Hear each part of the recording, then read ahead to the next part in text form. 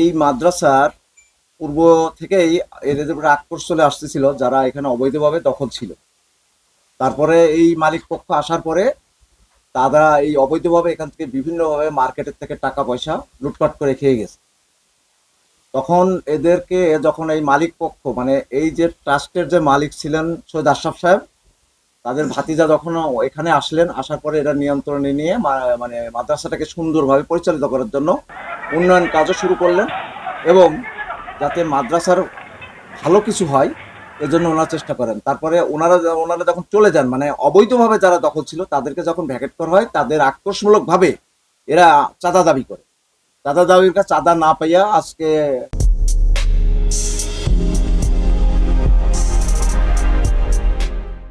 অতর্কিতভাবে হামলা করে মাদ্রাসার বিভিন্ন মানে আসবাবপত্র থেকে শুরু করে গেট থেকে শুরু করে বিভিন্ন জায়গায় ভাঙচুর করে এবং আহ, অনেকের উপরে চড়াও এবং তারা মানে মায়ের ভদ্র খায়।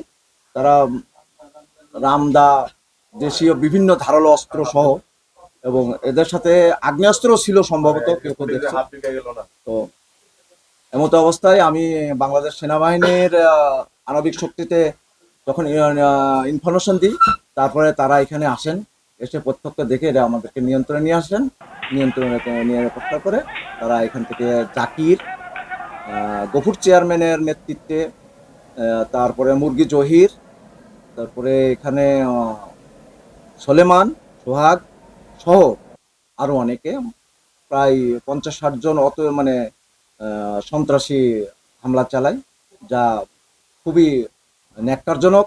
মাদ্রাসার অনেক শিশু ছাত্ররা আছে, কিশোর ছাত্ররা আছে, তারা খুব ভীত সন্ত্রস্ত হন এবং এখানে মাদ্রাসার পরিবেশকে নষ্ট করে ওনারা মানে তাণ্ডব চালিয়ে এক পর্যায়ে চলে যায়। আজকে কয়টার দিকে এই ঘটনা? তখন কি মাদ্রাসা চালু ছিল?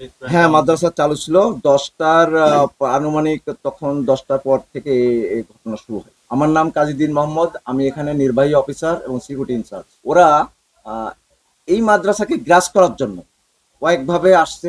প্রথমে আসছে এখানে উসমান গ্রুপ একজন লোক ছিলেন, উসমান, উনি এখানে লেখাপড়া করতেন। এক পর্যায়ে উনি এটা মালিক সেজে বসে গেছে, মানে এটাকে লুটপাট করে খাওয়ার জন্য যা যা করণীয় ওনারা ওইভাবে চেষ্টা করছেন। এখন তাদেরকে যখন এখান থেকে ভ্যাকেট করা হয়, তারপরে আসেন ডাক্তার সালেহ আহমেদ নেতৃত্বে জাকিররা, যেটা আমি বললাম, জাকির থেকে শুরু করে ওদের সাথে যে সাইড মাস্টার সহ এনারা এখানে দখল করেন, উসমানকে হাঁটাই দখল করে এনারা এখান থেকে মার্কেটের টাকা থেকে শুরু করে সবকিছুই ধ্বংস করেন। এক পর্যায়ে প্রায় 70 লক্ষ টাকা এরা মাদ্রাসা থেকে লুটে পেটে খান, হিসাব না দিয়ে পরে ওনারা চলে যান। এই পর্যায়ে ওনারা এই টাকার লোভে পরবর্তীতে লুটপাট করে না খেতে পাওয়ার জন্য এই এক কোষেই আবার চাঁদা দাবি করেন। চাঁদা দাবি করে যখন এদের কাছে না পাই, অতর্কিতভাবে হামলা করেন, হামলা করে ভিতর চালু। এবার কত চাঁদা দাবি করছিল, কবে করছিল? এটা খুব আসলে ডেটটা আমার মনে নেই। আমি ওনাদের যে কর্তৃপক্ষ আছে, কর্তৃপক্ষের ভাতিজা জনাব সঞ্জিত সাহেবের কাছে এবং তার জীবন নাশের হুমকিও তাকে নাকি দিয়েছে। ওই লোভের বশীভূত ওরা টাকা চাই বা চাঁদা চাই, এরা যখন অস্বীকৃতি জানায় তখনই তারা এখানে হামলা করার চেষ্টা করে। এটা কি আসলে স্থায়ী কোনো সমাধান নাই? স্থায়ী সমাধান এর আগে বাংলাদেশ সেনাবাহিনী এদের পক্ষ থেকে ডেকে নিয়ে একটা সমাধান করে দিয়েছিলেন, তারপরেও তারা এটা মানতে রাজি না। ওই যে কাঁচা টাকার একটা লোভ তারা সামলাতে পারছেন না। কিসের টাকা? এটা টাকা হলো বাজার, আমাদের যেটা হলো মার্কেটে কিছু দোকান আছে, যে দোকানের বিনিময়ে যে টাকাটা পাই, এটা মাদ্রাসার উন্নয়ন বা বিভিন্ন কাজ করা হয়, বা এখানকার যে সমস্ত এমপ্লয় আছে তাদের কিছু বেতনও দেওয়া হয়, এভাবেই তারা চলে আসে, এখন দেওয়া হয়। মূলত যে ফুটের ব্যবসাটা না, ফুটের ব্যবসায় মাদ্রাসা কখনোই যায় না, এবং ফুটের ব্যবসাকে মাদ্রাসার কর্তৃপক্ষ খুব ঘৃণা করে। এক শ্রেণীর লোক যারা ফুটকে নিয়ে করে, তারা হলো আলাদা, দখল নিতে পারলে ফুটটা তাদের দখলে যায়, এরকম চিন্তা ভাবনা তাদের আছে। মাদ্রাসার এই যে তাছাড়া মাদ্রাসার মার্কেট আছে, মার্কেট গুলো তাদের দখলে যায়। এটা ট্রাস্ট না, এখন দারুল ইহসান যে ইয়ে ছিল, এখন কুরআনুল কারীম হাফিজি মাদ্রাসা যেটা, এটা সেই হিসাবে এখন চালু আছে। এবং একটা ইনজেকশন জারি আছে, দেখবেন কি না, এখন আসার টেবল থেকে এটা আসছে। এটা যারা এখন আছেন ঠিক তার চাচা জনাব সৈয়দ আশরাফ সাহেবের অনুদানে এবং আশরাফ সাহেবের দানকৃত, এবং আশরাফ সাহেবেরই এই মাদ্রাসা দিয়ে গেছে, এবং তার নিঃসন্তান থাকা অবস্থা তার ভাতিজারা এখন এটা নিয়ন্ত্রণ নিচ্ছেন। তার আজকের হামলায় কি কোনো হতাহত আছে?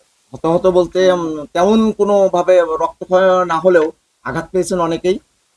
যেমন সঞ্জিত সাহেব, সৈয়দ সঞ্জিত নামে ওনার বাম হাতে আঘাত পেয়েছেন। আমি এখানে ওইটা নিয়ন্ত্রণাতে পড়ে আমার আর্টিফিশিয়াল লিম্বটা ভেঙে গেছে এবং কজন আসছে? আঘাতের চেয়ে বেশি যেটা হচ্ছে সেটা হচ্ছে বাচ্চারা ভয় পেয়েছে। কজন তখন আসছিল? আমাদের এখানে রানী এখানে আনুমানিক 50-এর উপর ঊর্ধ্বে এবং তাদের দেশীয় তাদের হাতে কোনো আইনগত ব্যবস্থা যে পুলিশ এখানে আসে নিয়ন্ত্রণে নিয়ে আসার জন্য। আসলে পরে জাকির এখান থেকে যখন বুঝতে পারে যে ওর নিয়ন্ত্রণে চালাকি করতে আসে তখন সে এখান থেকে পালিয়ে যায় এবং আর্মি নিয়ন্ত্রণে নিয়ে এসে আমরা এখন